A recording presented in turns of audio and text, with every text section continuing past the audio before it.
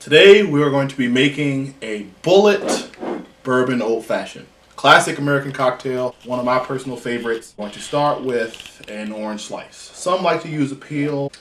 We'll stick with this today. So we're going to muddle to get the flavor out of the orange slice. I'm going to add some ice.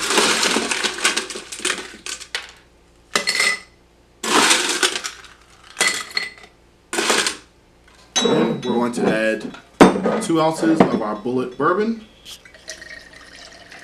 1 ounce of simple syrup, which is simply water, sugar. 3 dashes of the Reagan's orange bitters.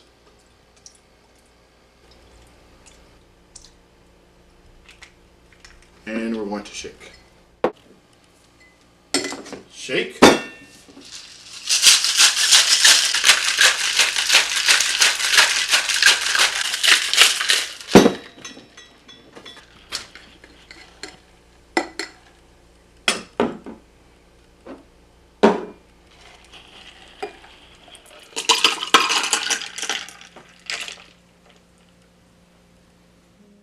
Give it a stir.